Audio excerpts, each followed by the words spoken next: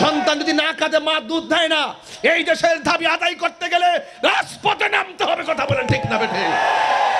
আমাদেরকে কিছু জিজ্ঞাসা করার প্রয়োজন মনে করে না, আমাদেরকে কিছু বলার প্রয়োজন মনে করে না। ওরা ভুলে গেছে এই দেশে সুন্নিরা ভেসে আসে নাই।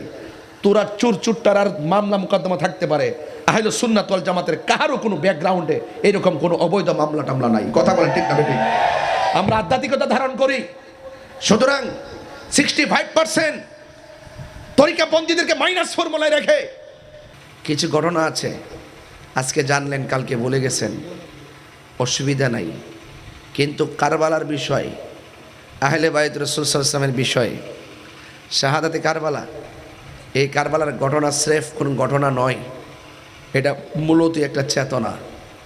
এই চেতনার সাথে দুইটা জিনিস বিদ্যমান, একটা হলো হক আর একটা হলো বাতিল। আজ থেকে প্রায় 1400 বছর আগেই দুইটা ভাগ হয়ে গেছে। এখন যারা বলেন তাইরে হুজুর এই চট্টগ্রাম এসে বিভক্তি সৃষ্টি করতেছে, এটা ভুল। বিভক্তি আগেই হয়ে গেছে। এই বিভক্তি যেই দলে ছিলেন এই দল বাড়তেছে, কেউ ছিল এজিদের দলে, তারাও দেশে বাড়তেছে, কেউ আছে আমরা হুসাইনের দলে, আমরাও বাড়তেছি। তারা এজিদের পক্ষে সাফায় গায়, আমরা ইমামে আলী মুকামের পক্ষে দালালি করি। কথাই সঠিক কিনা বলেন? এই জন্য একটা হলো ইয়াজিদি মুসলমান আর একটা হলো হুসাইনি মুসলমান। আমি আপনাদের সামনে 3-4টা হাদিস পড়ব, হাদিসের পর আহলে বাইতের গুরুত্ব বুঝিয়ে আমি আলোচনার দিকে চলে যাব। যতটুকু আলোচনা করি 11টার উপরে তো বাজেই, আপনাদের কষ্ট কিংবা বিরক্তির কারণ হব না। যেহেতু বৈরী আবহাওয়া, আপনারা অনেক কষ্ট করে এসেছেন, শুধু এতটুকু বলতে চাই, আমরা কি এজিদি না হুসাইনি? দেখবেন মুহররমের মাস যখন আসে, এই মুহররমের মাস আসলে অনেকের চেহারা কালো হয়ে যায়। যেমনটা পবিত্র ঈদে মিলাদুন নবী সাল্লাল্লাহু আলাইহি সাল্লামের মাহফিল আসলে অনেকের চেহারা কালো হয়ে যায়। আর আমরা সারাটা বছর অপেক্ষা করি কখন রজবের মাস আসবে, কখন মুহররমের মাস আসবে, কখন রবিউল আউয়াল মাস আসবে, কখন রবিউল সানি ফাতিহা আজদম আসবে। কথা কন না কেন? ঠিক নেবে। আর ওনারা কয় আসতেছে জিলাপি খাওয়ার মাস, টিটকারি করে মস্কারি করে। সারা জীবন আমরারে বলছে আমরা মাজার পূজারি, বলছি কিনা বলেন? এখনো বলে কিনা? এখনো বলে। তারা মাজার পর্যন্ত ভাঙছে, 97টা মাজার ভাঙছে। যারা ভাঙছে তারা মনে করে আমরা ক্ষমতাতে আইসা পড়ছি। এখন তাদের পক্ষে কিছু প্রশাসন আছে, ফাটা কেষ্টর ভাব লইতে চায়। এর মধ্যে একজন হলো ডিসি সারোয়ার। দীর্ঘ বছর পর্যন্ত 700 বছর পর্যন্ত যারা বাবা শাহাদাত আলী ইয়ামানী রহমতুল্লাহের মাজারকে রক্ষণাবেক্ষণ করলো, ওনার আওলাদ আছে, দরবারে খাদেম আছে, এবং সারা বাংলাদেশের মানুষ, তিনি হলো 360 আউলিয়ার প্রধান, তিনি হলো সুলতানুল আউলিয়া। সেই বাবা শাহাদাত ইয়ামানী রহমতুল্লাহের মাজারের যে শাহাদাত ইয়ামানী রহমতুল্লাহের ভক্তবৃন্দরা আছে, খাদেমরা আছে, এবং দীর্ঘদিন পর্যন্ত সারা বাংলাদেশের মানুষ সেখানে জিয়ারত করতে যায়, তাদের মেহমানদারি করতে হয়। অনেক ধরনের ফকির থাকে, অনেক মিসকিন থাকে, অনেক মুসাফির থাকে। যখন কারো পক্ষ থেকে কোনো গরু নেওয়া হয়, খাসি নেওয়া হয়, কিংবা কোনো ধরনের দরবারে দান করা হয়, এই টাকা দিয়ে তারা মেহমানদারি করে।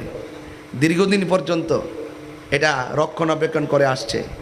ডিসি সারোয়ার সাহেব কোনো ধরনের পরামর্শ না করিয়া যদি মাজারের টাকা কেউ যদি হিসাব না দেয়, আপনার দরকার হলো তার কাছে হিসাব তলব করা, যে আপনারা যারা মাজার চালান আপনারা হিসাব দেন, যদি আপনাদের টাকা কত রোগ আছে, আপনাদের উৎস কী, আপনি ট্যাক্স যেন তারা দেয়, মেরে যেন না খায়, এটা আপনি জিজ্ঞাসা করতে পারেন।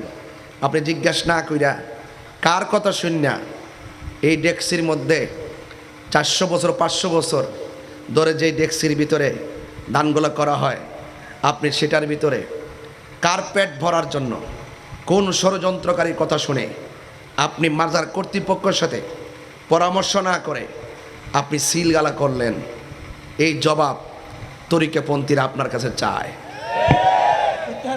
কথা কি ঠিক না বেঠিক? প্রত্যাহারিত নাটক এগুলো আমরা শুনি না, এগুলা তার মতো ওনার মতো একটা ডিসি একদিক দিয়ে সিলগালা করবে, এটা অব্যাহত থাকবে, আরেক দিক দিয়ে শোনাবেন যে প্রত্যাহার হয়েছে।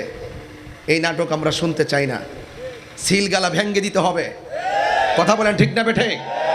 সিলগালা ভেঙ্গে দিতে হবে এবং এটার হিসাব আমরা এটা চাই।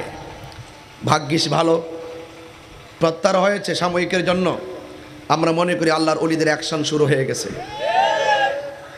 আমরা কিন্তু বারবার বলি, মান আদ আলী ওয়ালিয়ান ফাকাদ আজান তহবিল হারবে।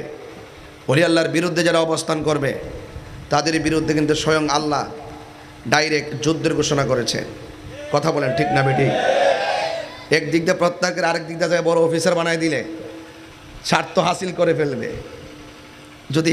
যদি রক্ষণাবেক্ষণ করতে চান, মাজারের হিসাব নিকাশ যদি চান, খাদেমদের কাছে চান, এটা আমরাও চাই যে যারা দান করে এই দানের টাকা নিয়ে যেন কেউ 10 তলা বিল্ডিং না বানাইতে পারে।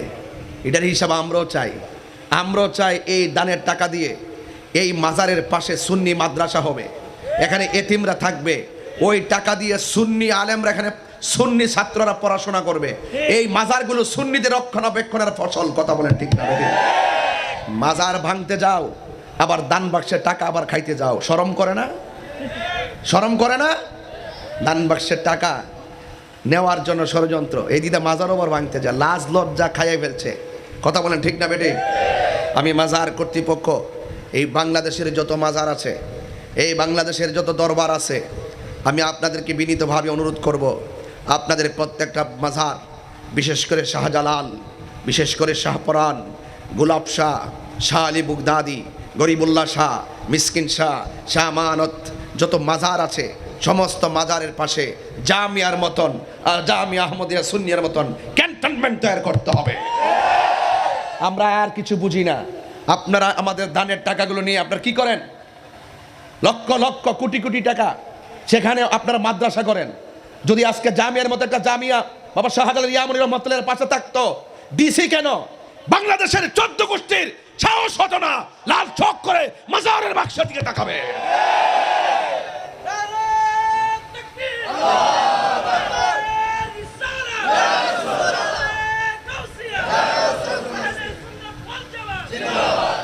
এখন সময় এসেছে। ভাগ্য ভালো প্রত্যাহারের কথাটা শুনছি। আমি শুধুমাত্র কর্মসূচি হাতে নিতে চাইছিলাম, সিলেট তরিকাপন্থীদেরকে সাথে নিয়ে সে সিলগালার তালা আমি ভেঙে দিতাম। কারা জিজ্ঞাসা করে তালা দেওয়া হয়েছে? স্পর্ধা কত? ফাটা গ্যাস্টের ভাবলো এটা কোনো দ্রব্য মূল্যের বাজার না, এটা প্রেমের বাজার, আধ্যাত্মিক বাজার। এখানে হাত দিতে গেলে 500 বার চিন্তা করতে হবে। যারা আকীদা বিদ্বেষী, প্রশাসনের মধ্যে অনেক আকীদা বিদ্বেষী লোক আছে, তারা ওই বদ আকীদাদারী যারা আছে, বাতিল আছে, তাদের স্বার্থ হাসিল করার জন্য ইন্ধন দিয়ে বিভিন্ন ধরনের ভাগাভাগি করে এই সমস্ত মাজারের টাকাগুলো এই দিক দিয়ে বলতেছে খাদেমরা খেয়ে ফেলে, আর ওই দিক দিয়ে সিলগালা করছে, কোটি কোটি টাকা আসবে, লক্ষ টাকা আসবে, এই টাকাগুলো আবার তারা গোপনে ভাগ করে খাবে। এটাই হলো তাদের ষড়যন্ত্র। কথা বলেন ঠিক না বেঠিক? আমি মাজার কর্তৃপক্ষকে বলবো, অনতিবিলম্বে আপনাদের কাছে যারা বাংলাদেশের যে দান টাকাগুলো আসে, এই টাকাগুলো সুষম বন্টন নীতির আলোকে মাদ্রাসা দরবারের পাশে মাদ্রাসা করুন, এতিমখানা চালান। এই আল্লাহর ওলির মাজার, এটা সুন্নিদের রক্ষণাবেক্ষণের ফসল। বাতিল যারা, তারা মাজার পছন্দ করে না। এই টাকাগুলো সব টাকা সুন্নিদের টাকা, কোনো বাতিল মাজারে টাকা দেয় না। কথা বলেন ঠিক না বেঠিক? এই জন্য আমাদের সকল সুন্নিদেরকে গঠনমূলক চিন্তা নিতে হবে। আমি দায়িত্ব নিয়ে বলছি, আমি বাতিলদের বিরুদ্ধে অনেক কথা বলছি। এখন আমি কিন্তু সামনের প্রত্যেকটা দিন আমি আত্মসমালোচনা করব। আমি নিজেও আমার কোনো দোষ থাকলে আমি সংশোধন হব, এবং আমি যদি কোনো দোষ করি আমাকে আপনারা বলবেন। আমি সংশোধন হওয়ার জন্য 100% রাজি আছি। ম্যানেজ প্রক্রিয়া করতে গিয়ে এবং আহলে সুন্নাত ওয়াল জামাতের অনুভূতিকে এই বাংলাদেশে সুপ্রতিষ্ঠিত করার জন্যে আমরা যা প্রয়োজন, আমরা প্রয়োজনে তাই করব। আমরা অত্যন্ত শালীনতার সাথে, ভদ্রতার সাথে আমরা আমাদের জায়গাগুলোকে রক্ষণাবেক্ষণ করব। আপনারা কি আমার সাথে একমত আছেন? আরো বড় করে একমত আছেন? আল্লাহ যেন আমাদের সকলকে বুঝ দান করে, আমিন কোন। এই কথাগুলো শুরুতে কেন বলছি, বলার উদ্দেশ্য হলো, আপনারা দেখেছেন বিগত 5ই আগস্টের পরে 2.5 বছর হয়ে গেল এই বাংলাদেশের তরিকাপন্থীরা রাষ্ট্রতন্ত্রের গুরুত্বপূর্ণ জায়গা থেকে মাইনাস ফর্মুলায় আছে। আমাদেরকে কিছু জিজ্ঞাসা করার প্রয়োজন মনে করে না, আমাদেরকে কিছু বলার প্রয়োজন মনে করে না। ওরা ভুলে গেছে এই দেশে সুন্নিরা ভেসে আসে নাই। তোরা চুরচুট্টার আর মামলা মোকদ্দমা থাকতে পারে, আহলে সুন্নাত ওয়াল জামাতের কারো কোনো ব্যাকগ্রাউন্ডে এরকম কোনো অবৈধ মামলা টামলা নাই। কথা বলেন ঠিক না বেঠিক? আমরা আধ্যাত্মিকতা ধারণ করি, সুতরাং 65% তরিকাপন্থীদেরকে মাইনাস ফর্মুলায় রেখে আল্লাহর ওলির মাজারকে ভাঙ্গে। আমি আজকে স্ট্যাটাস দিয়েছিলাম, ডিসি সারোয়ার সাহেবকে বলেছিলাম, কার কথা শুনে সিলগালা করেছেন? এই দেশের যখন মাজার ভাঙ্গা হয় তখন আপনাদের মধ্যে ডিসিরা থাকে কোথায়? কথা বলেন ঠিক না বেটি? দিব্যি ঘন্টার পর ঘন্টা বুলডোজার লাগাইয়া মাজারগুলো ভাঙ্গা হয়েছে, তখন আপনারা কোথায় ছিলেন? এই জন্য আমি আপনাদেরকে বলবো সজাগ হতে হবে। খানকায় বহুত তসবিহ যে টিপছেন, এখন খানকা থেকে বের হয়ে রাজপথে আসতে হবে। সন্তান যদি না কাঁদে, মা দুধ দেয় না, এই দেশের দাবি আদায় করতে গেলে রাজপথে নামতে হবে। কথা বলেন ঠিক না বেঠে? অতি শীঘ্রই আমাদের যে কোনো কর্মসূচি, ঢাকা চট্টগ্রামের সিলেট বিভাগীয় যত প্রোগ্রামগুলো আছে, সব প্রোগ্রামগুলো আপনারা আনুষ্ঠানিকভাবে বাস্তবায়ন করবেন এবং আপনারা দাবি আদায় করে নিতে হবে। আর বিপ্লব ছাড়া দাবি আদায় করা যায় না। আর দাবি আদায় করে কোনো বিপ্লব, কোনো ধরনের আইন মেনে বিপ্লব হয় না। একটা কথা মনে রাখবেন, শক্তের ভক্ত নরমের জয়। এই দেশের ভিতরে শুধুমাত্র যারা নীরব থাকে, নিরীহ ভদ্র, তাদের মূল্য কম। আমরা ইনসাফ ভিত্তিক ন্যায্য কথার দাবিতে এই অপশক্তি যারা বাড়ি বাড়ি ঘুরে ঘুরে জান্নাতে টিকিট বেচছে, আমি কি বানায় কথা বলছি? এটা কি শুধুমাত্র নির্বাচনের জন্য জান্নাতে টিকিট আইছিল? এখন কই?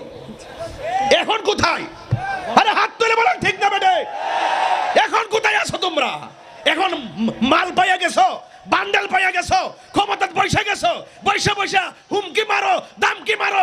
এই দেশের তরিকাপন্থীদের সাথে যারা থাকবে, তরিকাপন্থীরা যাদের সাথে যাবে, ইনশাল্লাহ দেশ রক্ষায়, ধর্ম রক্ষায়, হুসাইনি চেতনায় আমরা এই দেশকে রক্ষা করব। কথা বলেন ঠিক না বেটে?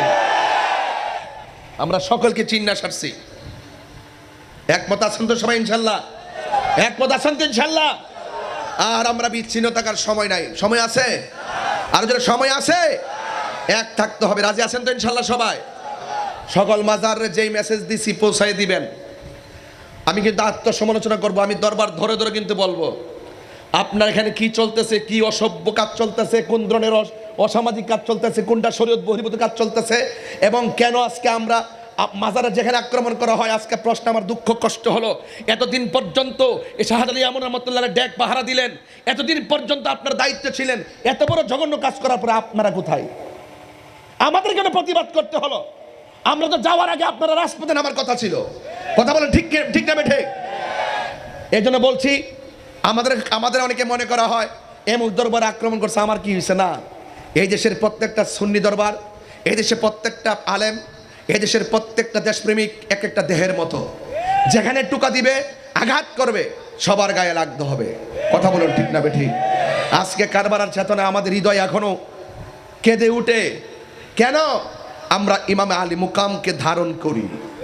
এইভাবে দেশকে ধারণ করতে হবে, ধর্মকে ধারণ করতে হবে, তরিকতকে ধারণ করতে হবে, তাসাউফকে ধারণ করতে হবে, শরীয়তকে ধারণ করতে হবে, তরিকতকে ধারণ করতে হবে, হাকিকতকে ধারণ করতে হবে, মারিফতকে ধারণ করতে হবে। সব ধারণ করে একটা সিদ্ধান্তে আসতে হবে, বাঁচতে বাঁচবো, মরলে মরবো। রাজি আছেন কিনা বলেন? রাজি আছেন কিনা বলেন? দেখেন, যদি কেউ পালিয়ে যান শেষ, বাতিল অপশক্তির বিপরীতে রুখে দাঁড়িয়ে যান, তবে বাংলাদেশ আপনাদেরকে এখন এক হতে হবে, আল্লাহর ওয়াস্তে এক হতে হবে। আপনারা মনে করেন না যে আমি নির্বাচনে ফেল করছিলাম। এক থাকতে হবে। কেবল আমাদের শুরু হয়েছে, সামনে ইনশাল্লাহ সুন্নিরা আরো ভালো কিছু করবে যদি সব কিছুর ঊর্ধ্বে এক জায়গায় আসতে পারে। কথা বলেন ঠিক না ঠিক? ইনশাল্লাহ আসেন, আমি আপনাদের সামনে 3 থেকে 4টা হাদিস পড়া